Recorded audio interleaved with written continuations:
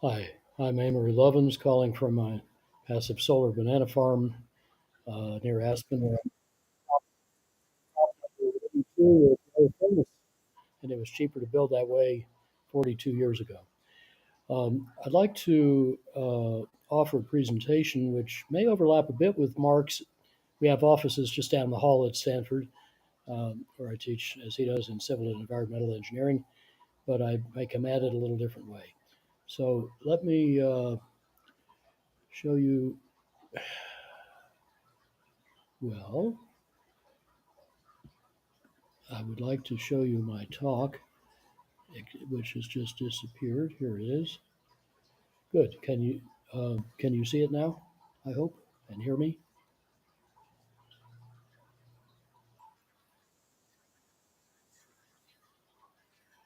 Well, I'm projecting the slide. Okay, let me uh, do this again. Display.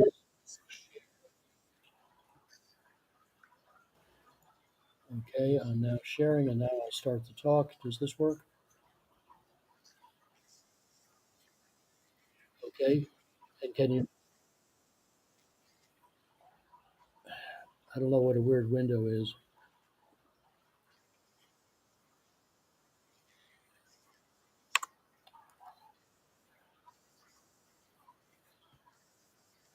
Well,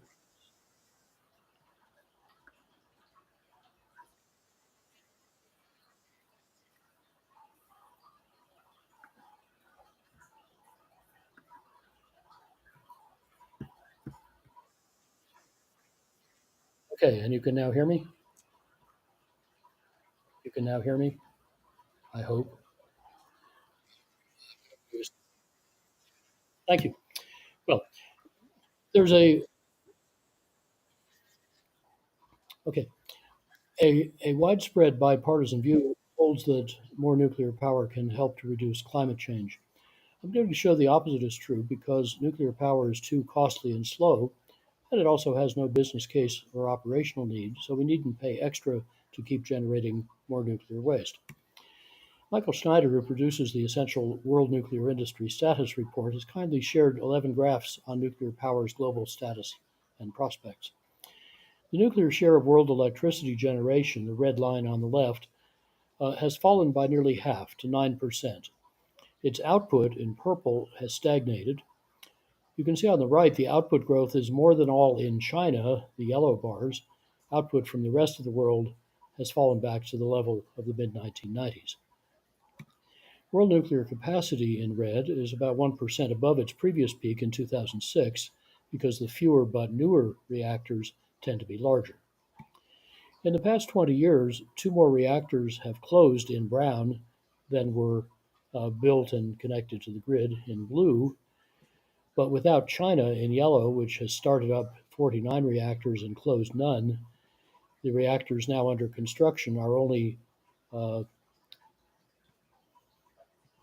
sorry, without those, the world has actually lost 51 net reactors over the past 20 years. Those now under construction are only a fourth as many as they were in 1979, and the uh, projects marked in gold, 1 in 9, did not actually get finished.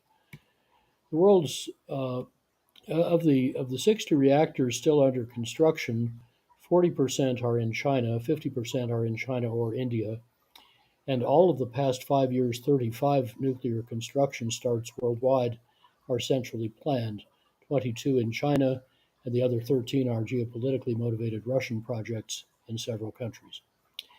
Last year, China connected one nuclear gigawatt, 1 billion watts, to the grid. They also connected to the grid 286 gigawatts of solar and wind power because those are faster and half the cost. China's nuclear output was surpassed by Chinese wind power since 2012 and by Chinese solar power since 2022, and China's nuclear investment is a tiny fraction of its renewable investment. Where is the global nuclear renaissance? Well, construction starts are sparse, 6 last year, 5 of them in China, and 4 this year through May, 2 of them in China. Most reactors were built as you can see, decades ago and meant to last 30 or 40 years. Their average age is at 43 years in the US, 32 in the world. The reactors closed in the past 5 years averaged 43 years old. Old reactors, like old cars, tend to break more and cost more to fix. The International Atomic Energy Agency expects an average of 10 closures per year during 2018 to 50. The startups in the past decade have averaged only 6.7 per year. Assuming 40-year average life, or any extensions already approved, global nuclear capacity should therefore shrink in all but 3 future years as closures outnumber new starts. So it's hard to imagine nuclear output even holding steady, let alone rising. The second biggest nuclear fleet in France averages 39 years old. Its recent poor performance crimped European electricity more than Putin's war and more than Germany's nuclear phase-out. The national utility can't even afford to modernize its 56 reactors, let alone replace or augment them. Uh, Paul earlier gave you some German numbers. The biggest economy to abandon nuclear power, number 3 in the world, and Germany simultaneously slashed fossil fuel generation in red as renewables in green soared to 53% share and electric efficiency also rose 51%. Likewise, in Japan, efficiency and renewables more than offset the major nuclear shutdowns after Fukushima Daiichi. Globally, nuclear power output in magenta has stagnated at just one-third the output of renewables in green, which keeps soaring and should pass coal next year. The world is set to add more renewable capacity in 5 years than in the past century. Renewables made 30% of global electricity last year, and the International Energy Agency predicts 42% renewables 4 years from now, including 25% from solar and wind. So nuclear just shrank to 9%. The revolution already happened. Sorry if you missed it. The world's exponential growth of wind, solar, electric vehicles, and batteries has made nuclear power irrelevant. In its best years, it adds as much output all year as renewables add every few days. The United States has similar patterns. Where fair competition is allowed, renewables and efficiency displace nuclear output within typically a year or two after a nuclear plant closure. This familiar Bloomberg history of unsubsidized, levelized wholesale electricity costs shows why renewables win. As columnist Tom Friedman says, the more renewables we buy, the cheaper they get, so we buy more, so they get cheaper. Adding grid integration costs for all competitors would actually widen renewables' cost advantage. That's because fossil and nuclear plants tend to have bigger, longer, more abrupt, and far less predictable forced outages than solar and wind power, especially in portfolios, and thus need more and costlier backup than renewables for the same reliability. The International Energy Agency estimates that 96% of new solar and onshore wind power last year was cheaper than building new coal or gas power, and about 3/4 of the new solar and onshore wind beat just the operating costs of existing fossil fuel plants. Bloomberg confirmed that the cheapest way to meet a flat load is now solar or wind power plus backup, which can be demand side, or storage, or renewable, or fueled, or a combination. Costs are flat for fossil fueled power, they're rising for nuclear, but they keep falling for renewables and storage. Batteries are now getting more investment and adding more capacity than nuclear is. To give you an idea of how fast renewables can go, in just 2 years, Vietnam added over 16 gigawatts of solar power, 9 gigawatts of it on 100,000 rooftops or the like. That's equivalent to building half the nation's coal plants in a year. And about 72% of those panels were installed just in the last month, in December, mostly in the last week of December. The distribution grids are still racing to catch up. Vietnam's communists set a world speed record in privately financed solar capitalism. A similar revolution is emerging from China's whole county rooftop solar program. Rooftop photovoltaics were not a thing in 2017. 4 years later, they were 40% of total and 61% of new Chinese solar power. China then had 27 rooftop gigawatts, growing 8 gigawatts a year. Now rooftop PVs are 30% of the total world PV capacity. They're half of all solar investment. They're heading for 95 gigawatts by next year. So very fast when you build hundreds of millions of units. But there's an even more formidable competitor. In the past 48 years, saved energy, about two-thirds due to smarter technologies, has dropped U.S. primary energy use by 64%, with immense cumulative savings. Renewables, meanwhile, nearly tripled, but with 26 times less cumulative output. Renewables get virtually all the headlines because they're visible, while energy is invisible and the energy you don't use is almost unimaginable. Yet saved energy is half of the world's historic decarbonization and at least half of future decarbonization. Those past savings just scratch the surface.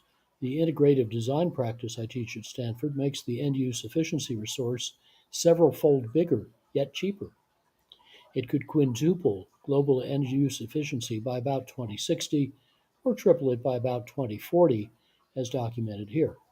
And that end use efficiency does not include the further two or threefold upstream energy savings from electrification with primary renewables, saving nearly $5 trillion of annual waste inherent in the fossil fuel system.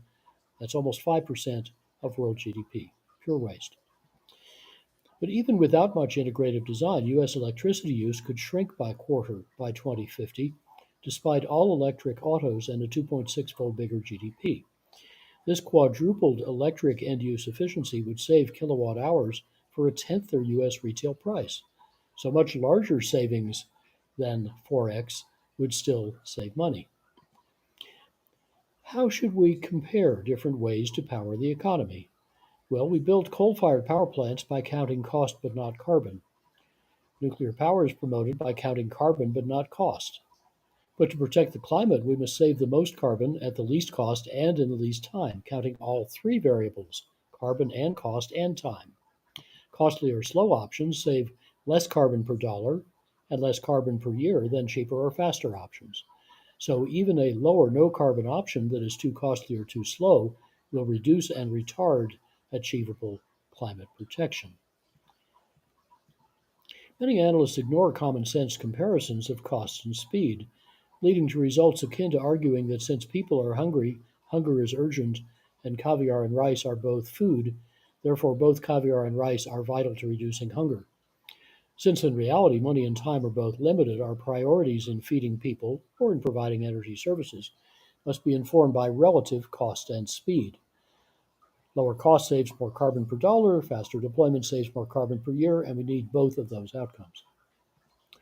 Far from offering a solution, the world nuclear industry is dying of an incurable attack of market forces. In the past 18 years, 12 U.S. reactors retired. Uh, Three finally started up at astronomical costs, with two closures pending, and one firm that's never run a reactor hoping to restart a closed one to reap huge subsidies. However, the economic principle of opportunity cost means you cannot spend the same money on two different things at the same time. Each purchase foregoes other purchases. So buying nuclear power displaces efficiency and renewables and vice versa. So nuclear owners and allies strive to beat fossil fuels and to suppress renewables. Yet despite subsidies that rival construction cost, most U.S. reactors are uneconomic just to operate. So many were closing, so many were closing that nearly 2 decades ago, they got $15.5 billion in bailouts from pliant or sometimes corrupt state legislators and federal nuclear enthusiasts. The manifold larger new federal energy nuclear subsidies added in 2021 and 2, Tim Judson calculates, totaled $133 billion. That's enough to install nearly 100 gigawatts of solar and wind power at recent Texas prices. Worldwide, nearly all new reactors are funded compulsorily by taxpayers or customers because few private investors will accept a high financial risk. And many new reactors are also shielded from competition by guaranteed sales and guaranteed long-term prices. Here's how those prodigious new federal grants and financings bailed out the 90% of U.S. nuclear plants that were running in the red in 2020, suddenly turned green. Well, no wonder the nuclear industry has quietly changed its business model from producing products to investing in PR and lobbying to harvest new subsidies. But we should all, especially conservatives, reject the mushy and muddled political mantra that climate urgency needs all of the above, buying every option to satisfy every moneyed constituency, because supposedly in a climate emergency, surely we need every possible solution. Actually, no. The more urgent you think climate change is, the more vital it is to buy cheap, fast, sure options instead of costly, slow, speculative ones. That's the only way to save the most carbon per dollar and per year. Any other strategy makes climate change worse than it should have been. So, uh, when some official says we support all of the above, we're not picking and backing winners, just remember Peter Bradford's apt retort. He said, no, we're not picking and backing winners. They don't need it. We're picking and backing losers. And remember Senator Grassley's wonderful remark that on closer examination, many in D.C. who claim to be in favor of all of the above are actually in favor of none of the above and all of the below. Enthusiasts claim that substituting various kinds of small modular reactors will achieve competitive costs. But that takes magical thinking, and today's reactors are the wrong competitor. Early SMRs would produce electricity at well above, probably at least twice, the cost of today's light water reactors, which Lazard found make electricity about 2 to 8 times costlier than modern renewables do, or about 5 or 10 times costlier than on site efficiency. But by the time SMRs, if successful, could begin mass production, their carbon free rivals are set to get another twofold cheaper based on observed learning curves, which nuclear power has never demonstrated. So just do the math. 2 times 2 to 8 times 2 means mass production must make SMRs 8 to 32 times cheaper, or 24 times using Bloomberg's cost figures. Neither range is plausible. SMRs cannot catch up because small modular renewables, which do scale down well, have decades head start in exploiting their own formidable economies of scaling and learning. Novel reactor designs or fuel cycles offer no escape, because even if the minor nuclear part of the prohibitive capital cost of today's reactors were free, the non nuclear remainder would still be about 2 to 6 times too costly. Nor could SMRs be developed and scaled before the U.S. grid is decarbonized without them. SMRs would only divert investment, attention, talent, and time from off the shelf, popular, benign competing technologies that have already proven rapidly scalable and win more than $1 trillion of private investment each year.